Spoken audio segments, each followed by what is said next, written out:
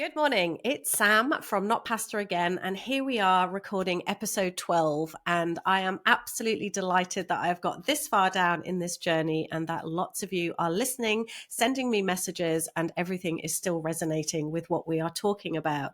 I really hope that you have all listened to episode 11 with Cheryl, the parenting guru, my friend. She's a sleep specialist, and she just provided so many gems in the conversation that we had. We spoke for, I think, around 40 to 45 minutes, and we are definitely going to be getting her back on because she was just so insightful with regards to what we can do as parents or meal providers to really enable our children to, I guess, introduce and embrace food as much as we would like them to. I think my most favorite outtake from talking to Cheryl was the no thank you bowl. And I seriously wish I had had that when my children were small, because to have a place for them to just remove some food from their plate that was upsetting them so that they might enjoy the rest of the meal, I just thought that was genius. So it would be amazing if after you've listened, you could get back to me, give me some thoughts on what you took out of it. And like I said, we'll definitely be getting Cheryl back in on the show. So today's episode, it's a little bit different. Maybe you'll call it an interlude, but it's not necessarily about the specific frustrations of cooking or shopping for food or putting food on the table. But I do think it is incredibly relevant for lots of us. And I'm going to be talking about the kitchen today. And why am I talking about the kitchen? Because it's a room that we spend so much time in as a parent, as that meal provider. For me, it has very much become the hub. It is the place where I spend the most time on any given day. You may have seen in the Facebook group, Let's Thermomix, that I asked a question to understand how you feel about your kitchen. I'm looking to really get to the bottom of whether you love it or whether you don't. And interestingly, some of you were telling me how much you did love it, and others were obviously telling me that you don't like it. Interestingly for me, those of you who do love your kitchen have had that brilliant opportunity to actually redesign it from scratch and make it your very own. Whilst some of you were also sharing that you rented and that therefore the, I guess, influence that you had on your kitchen space was a lot less. So there were frustrations. And hopefully during the course of this chat, we'll get to grips with some of those things and how we can maybe overcome them so that our kitchen is a space that we want to be in. Before I get stuck into some more detail though, if you love the show, if you're listening to it, I would absolutely love for you to get in touch, share it, maybe tell a friend all about it so that the reach is growing and lots more people have the opportunity to be a part of this community whereby we're trying to really flourish in our kitchens rather than flounder. When I think of my kitchen, and I think that's the best place to start, I honestly have mixed feelings about it. Okay. So as a researcher, I would always ask people very generically what they liked or what they don't like about different things. Hence the question I asked you guys in my Facebook group. And when I sit here in my kitchen as I record this episode, so much of it I love because I have had that opportunity to redesign my kitchen. And I was able to bring things into this space that made it a much more enjoyable place to be. Some of that would be, I love the color. I love that I have got a beautiful pendant light that hangs over my much loved breakfast bar. It gives me space. The light gives me greater light. That might sound a little bit silly, but this room, my kitchen, is a very dark room, and I didn't really enjoy being in it because it just felt really gloomy. And actually, because I spend so much time in it, I just wanted it to feel a lot lighter in that regard. I love the fact that I have got drawers rather than cupboards. The drawers just afford me to be able to put more stuff into my cupboards. And as you know from previous episodes, I am a little bit of a hoarder when it comes to things being in my kitchen space. Other things that I absolutely love about my kitchen are the fact that I have a bin that is in a cupboard. That might sound really silly, but it used to drive me insane having my bin just sitting in the kitchen. It always got knocked over. It was just something that frustrated me because it created additional mess and clutter in my mind. So those are some of the things that I love about my kitchen space, but it doesn't mean that I've got my dream kitchen. I think what I would absolutely adore is something that's similar to what I had when I lived in Australia. They really opened my eyes into how space and light and open plan living really is so brilliant. So in my kitchen in Australia, I had a double sink. I haven't got the space for that. I don't know why. I absolutely love that. I had no white goods in my kitchen either, and I don't have a utility room here. And I would love to take the fridge, the freezer, the washing machine, even the dishwasher out of here. So this became just a space that was really truly about preparing food. I also had a really big communal table, which opened up into a lounge area. And then there were doors out onto the outside space or the patio. So that whole notion of bringing the outside in, but also creating a very communal space was really integral to that house I had in Australia. I've almost achieved it with this space that I've got now, but the British kitchens just don't seem to enable you to do that very easily. I would need to extend. I would need to add a bit more space onto the back of my house to really allow that bigger communal space and that outside coming in. So whilst I don't necessarily have a kitchen that I would want 100% the way I would want it, I think there's something that we need to think about here, in the sense that there's always that sort of mindset of the grass is always greener. You always want something that you potentially don't have. You know, if I could have my way, yeah, of course, my kitchen would be bigger. It most definitely would be tidier. And would it be fancier? Potentially. But I think what I have learned is that I need to embrace and live with what I have got, because there's no point on focusing what I don't. It's no point focusing on what I don't have, because actually let's just make the best of what we do have. And I think when I read some of your comments, it was quite clear that there were consistent themes about what you would all like in your kitchen that you didn't have. And it often related to more space. It felt crowded. The tops would get cluttered because you didn't have enough cupboard space, or the cupboards in themselves were designed so that they weren't really very useful. That's why drawers were often things that you mentioned that you would like to have in your kitchen.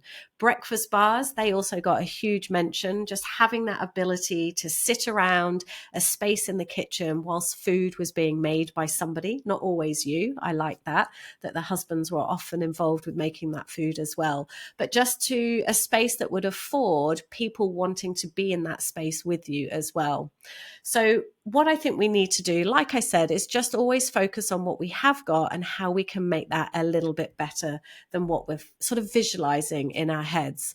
So I think I would start by saying decluttering your kitchen is essential. A decluttered kitchen, or surfaces that aren't full of stuff, make you want to be in any space, don't they? You know, I think about any room in my house, and the tidier it is, the nicer it is to be in. And the same thing goes for the kitchen. So I am a queen of getting rid of things that I definitely don't need.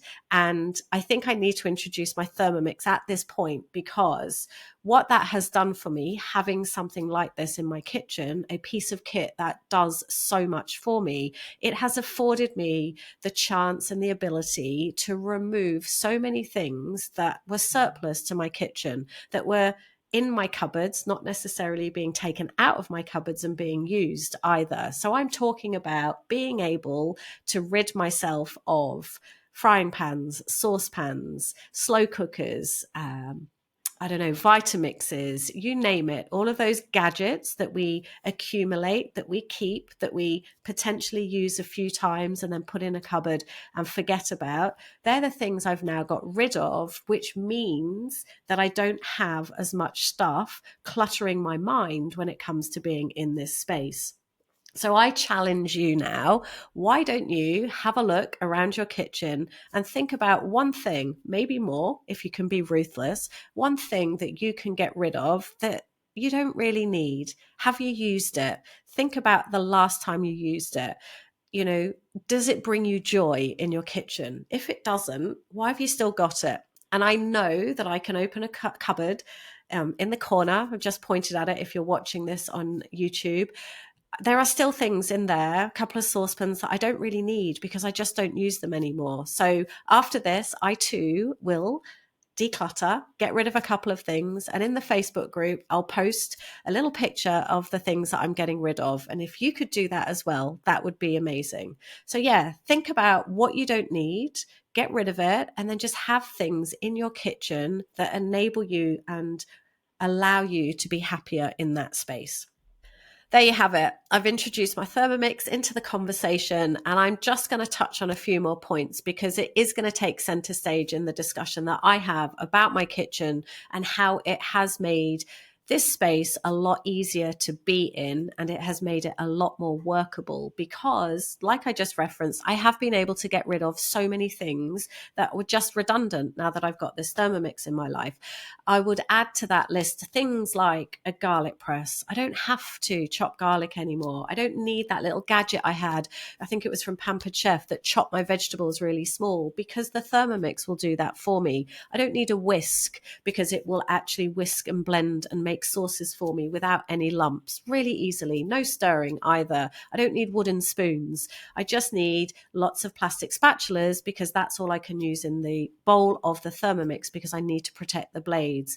I also got rid of my KitchenAid, which actually used to live in a really, really annoying and awkward space above my oven where I could barely reach it. So I therefore never got it out. So baking in this house pre-Thermomix was pretty much non-existent. Now, because the Thermomix is on my kitchen top, we bake a lot. So yes, I'm talking about the Thermomix, and a lot of people are often put off by it because they look at it and they think, well, I don't have space for that. What I want you to think about is all those things that I've just referenced and more probably, you don't need them. And actually what your Thermomix is going to do is it's going to free up space in your kitchen because it's just going to be the one thing that you can use to do absolutely everything. The only two things that a Thermomix doesn't do is bake and roast. So I use my air fryer or I use my oven for those situations. But for everything else that I do in my kitchen, the Thermomix is my go-to piece of equipment. So think of it in that way. You know, it's about decluttering your kitchen because you can get rid of so many things. And at the same time, I have to say, it does declutter your mind. It just simplifies everything. And again, just being in a space that is cleaner, neater, tidier, using one piece of equipment, it makes the kitchen a much better place to be, in my humble opinion. So I would say it's not about finding space for a Thermomix. It's very much about thinking about the space it's going to free up. When I started to plan this episode, I got in touch with a lovely lady I met through a networking group, and she is actually an organizing queen. This is what she does. It's her profession. She is a professional declutterer, and I know that she has worked wonders with so many of her clients. And I wanted to ask her if she would share with us a few thoughts on decluttering, which I guess would be helpful for all of us in relation to the kitchen. So what you're going to listen to now is Pauline's thoughts. That is my friend, but it's not voiced by Pauline. It's voiced by someone else for us today. I work with people in their own homes and help them to become more organised. This often does entail what we would probably think of as a good sort-out. The kitchen is probably one of the most important areas in a home. So much happens in there, and so often it is at the beginning or an end of a day. I was blown away when I saw Sam demonstrate the Thermomix. It is the niftiest piece of kit and perfect for small spaces. I immediately thought of a client who I had supported to downsize her home. She had moved into a small house following a divorce and was in the process of buying a one-bedroom apartment. It was a little dated, so she was having a new bathroom and kitchen put in. The kitchen is tiny. I wish that she'd been able to see and get used to using a Thermomix beforehand, because I wonder if she may have been bold enough not to have bought a hob. You can have all the attachments in a drawer and probably not need the heaps of gadgets that we end up with and rarely use. I love the fact that there are so many recipes available. No space needs to be taken up in a kitchen with well-thumbed and, quite frankly, often pretty unattractive-looking cookery books, which you also need space to prop up while using. The Cookadoo feature that orders your shopping also means that we can have a limited amount of ingredients in stock. Let's face it, we'll probably know what we have in the cupboards if we only have a couple to fill. Nothing will linger at the back forgotten about and unused for months or longer. So, if you are on your first home, a retirement home, or a huge home with a small kitchen, and they were built like that back in the day, This piece of kit is a great fit for a small space. Perhaps your happy place is your static van, escaping the rat race. A Thermomix is the answer. I think that's brilliant what Pauline has just shared with us. And I completely agree with absolutely everything that she has said. And I think it does reflect some of the points that I made earlier.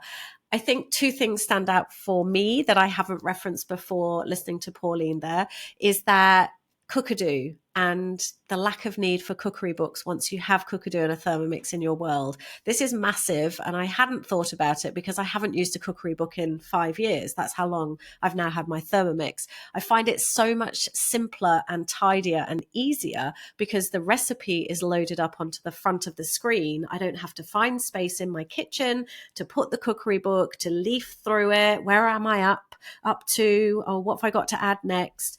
Instead, it's all on the screen on the Thermomix. Every stage is just spelt out for you. You press next and you're told what to do next. So that's a really good point that Pauline makes, that requirement for cookery books is diminished when you've got a Thermomix in your world. And let's be honest, they do gather dust. Well, they did in my kitchen anyway. I also think she makes a really good point with regards to caravans and small spaces and the Thermomix being relevant in that world as well. We do a lot of shows at motorhome shows where lots of the owners look to have a Thermomix in that space because it means that cooking is easier when they're traveling, and they're also ensuring that they're eating well as well. So great points, Pauline. And I just want to say thank you so much for sharing all of that insight with us today.